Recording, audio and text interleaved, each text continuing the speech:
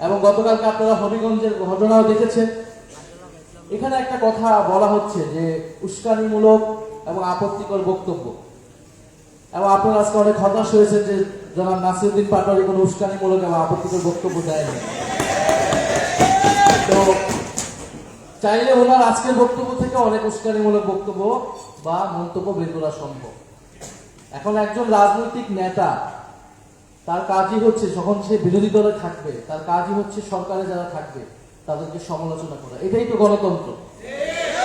তার বক্তব্যের কোথাও যদি আইন বিরোধী প্রচলিত আইনের সংজ্ঞায় যদি তাকে বিরোধিতা করা যায় বা তার আইন লঙ্ঘন হয়, তাহলে সেটা আইন দেখবে। সেটা দেখার দায়িত্ব কোনো ছাত্র সংগঠনের বা ক্ষমতাসীন দলের কোনো নেতা কর্মীদের নয়, কোনো সন্ত্রাসী বাহিনীর নয়।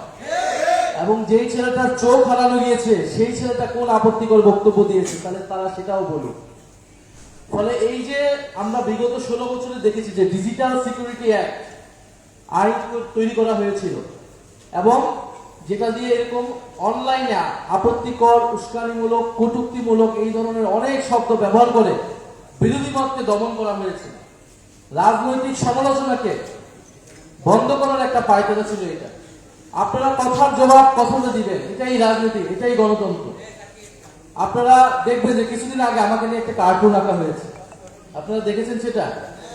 আমাকে নিয়ে একটা কার্টুন আঁকা হয়েছে, আমাকে বিদ্রুপ করে, বিকৃত করে। তো সেই কার্টুন নিয়ে সেটার পক্ষে বিপক্ষে অনেক আলোচনা হয়েছে, পত্রিকাগুলোতে কলাম লেখা হচ্ছে, এবং এখনো সেই বিতর্ক চলমান। এটা কি শিল্পীর স্বাধীনতা, নাকি এটা জুলাই গণ অভ্যুত্থানকে অপমান করা হলো? এই যে আলোচনা চলমান, এটাই কিন্তু গণতন্ত্র। গণতন্ত্রের মানে হচ্ছে আপনার সাথে আমি দ্বিমত করব, যে আমার সাথে দ্বিমত করে তারও মত প্রকাশের অধিকার থাকে। কিন্তু আমার বিপক্ষে কার্টুন আঁকা হয়েছে দেখে কিন্তু আমরা কেউ তাকে আক্রমণ করতে যাইনি শারীরিকভাবে। আমরা সেই কার্টুনিস্টের বিরুদ্ধে কোনো মামলা দেইনি, আমরা সেই কার্টুনিস্টকে কোনো গ্রেফতার করিনি। কিন্তু বিগত সরকার কিন্তু করেছিল, বিগত হাসিনার সরকার। এবং আমরা এই বর্তমান সরকারের মধ্যে এই ধরনের প্রবণতা দেখতে পাচ্ছি। হবিগঞ্জে সেটা সুস্পষ্ট হয়েছে, প্রতিমান হয়েছে। আমরা বিশ্ববিদ্যালয়গুলোতে কিন্তু এই অগণতান্ত্রিক পরিস্থিতি বিগত 16 বছর দেখেছি, যেখানে সরকারের বিরুদ্ধে, ক্ষমতাসীনদের বিরুদ্ধে কেউ কথা বলতে পারত না, যেখানে বিশ্ববিদ্যালয়ের কাজই হচ্ছে ক্ষমতাকে প্রশ্ন করা, জবাবদিহিতা নিশ্চিত করা।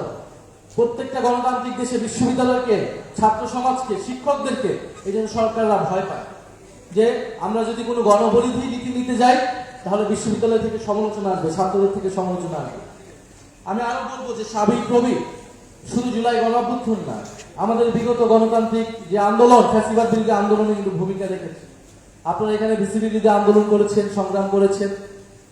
আমার মনে পড়ে 2024 সালে রমজান মাসে, সম্ভবত রমজান মাসে, সেটা হয়তো মার্চ মাস হতে পারে, এখানে ইফতার মাহফিল নিষিদ্ধ করে দিয়ে প্রশাসন একটা নোটিশ দিয়েছে।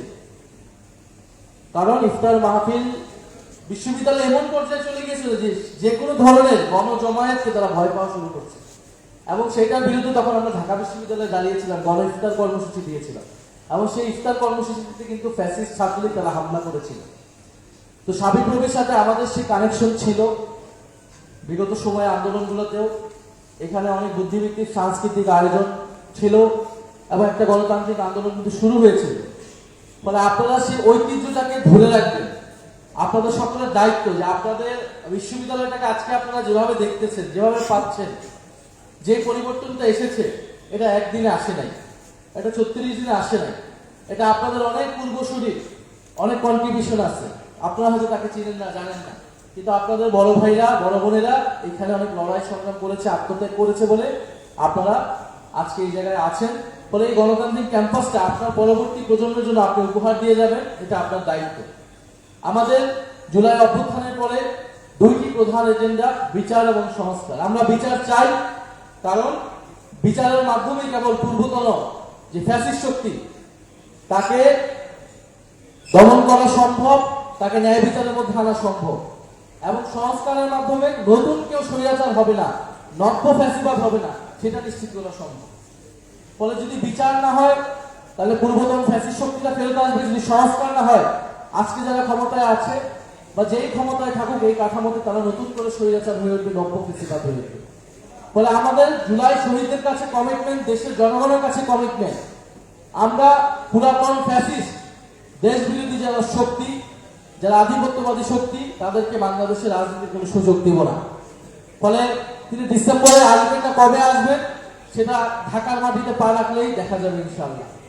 আমরা সেটার জন্য প্রস্তুত আছি এবং নতুন করে কাউকে স্বৈরাচারী শক্তি আমরা হতে দিব না। আপনারা বালুর ট্রাক রাখেন, ট্রাক্টর রাখেন, আর যা খুশি তা রাখতে পারেন, এই বাধা আমরা অতিক্রম করবই করবো ইনশাআল্লাহ। আপনারা যারা বিশ্ববিদ্যালয়ের শিক্ষার্থী আছেন, আপনাদের প্রতি অনুরোধ, এই যে 24-এর গণ অভ্যুত্থান পুরো পৃথিবীর এটা আলোচনা হচ্ছে, পুরো পৃথিবীতে এটা ছড়িয়ে যাচ্ছে, পুরো পৃথিবীর ইতিহাসে ফরাসি বিপ্লব, ইরান বিপ্লব, আমরা সাউথ কোরিয়াতে গণতান্ত্রিক বিপ্লব হয়েছে, এরকম বড় বড় ঘটনা হিসেবে আমরা আজকে বুঝতে পারছি না। 50 বছর পরে দেখবেন জুলাই গণ অভ্যুত্থানকে এইভাবেই ইতিহাসে পড়া হবে। ফলে জুলাই গণ অভ্যুত্থানের পরে আমাদের যে কাজটা, আমরা ভাঙার কাজটা করেছি, এখন আমাদের গড়ার কাজ, দেশ গঠনের কাজ, এবং এটা বিশ্ববিদ্যালয় থেকে আপনাদের শুরু করতে হবে। এই বিশ্ববিদ্যালয় সংস্কার করা, বিশ্ববিদ্যালয় একাডেমিক কার্যক্রম যাতে সঠিকভাবে পরিচালিত হয়, বিশ্ববিদ্যালয়ের শিক্ষক নিয়োগ, বিশ্ববিদ্যালয়ের যে গণতান্ত্রিক পরিবেশ সেটা নিশ্চিত রাখা, সেটা আপনারা নিশ্চিত রাখবেন। এবং এই যে কর্মসংস্থানের দাবিতে, বৈষম্য বিরোধী বাংলাদেশের দাবিতে, অর্থনৈতিক বৈষম্য দূর করা, দুর্নীতি দূর করা, সেটার জন্য আপনারা কথা বলবেন। যখনই অন্যায় দেখবেন আপনারা সেটা রুখে দাঁড়াবেন।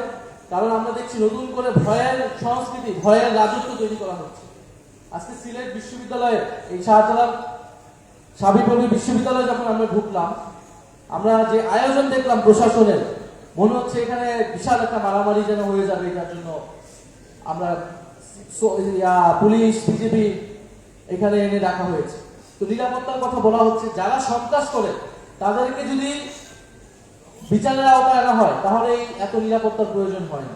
এবং বিশ্ববিদ্যালয় প্রশাসন থেকেও দেখলাম কড়া নির্দেশিকা দেওয়া হয়েছে, কিভাবে কি করতে হবে, কিভাবে করা যাবে, কে দায়ভার গ্রহণ করবে, কে দায়ভার গ্রহণ করবে।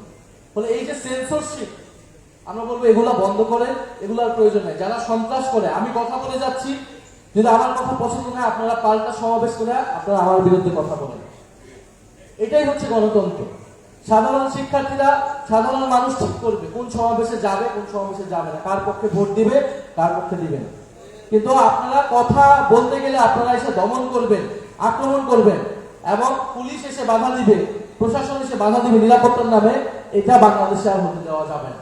এটা বিগত আমলের কৌশল, এবং আপনারা পারলে নতুন কৌশল হাজির করেন। শেখ হাসিনাকে কপি করবেন না, কারণ শেখ হাসিনাকে কপি করলে শেখ হাসিনাকে কিভাবে সরানো হয়েছে এটা এখানকার বাচ্চা পোলাপানরাও জানে। ফলে যদি নতুন কৌশল আনতে পারেন সেটা আপনাদের জন্য সুবিধা হবে।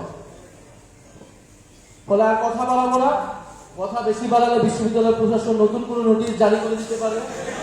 সেই নোটিশ জারি করার আগে আমরা বিশ্ববিদ্যালয় ত্যাগ করব। আপনাদের প্রতি অশেষ কৃতজ্ঞতা, আপনারা এখানে যারা এসেছেন, উপস্থিত হয়েছেন। ইনশাল্লাহ আমরা নতুন দিনের রাজনীতি নিয়ে হাজির হয়েছি।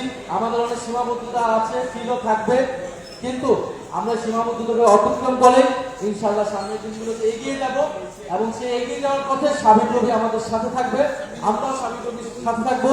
তাদের যে কোনো গণতান্ত্রিক অধিকারের পক্ষে, দাবি আদায়ের পক্ষে এনসিপি সবসময় শিক্ষার্থীদের পক্ষে থাকবে ইনশাল্লাহ। ইনকিলাব জিন্দাবাদ।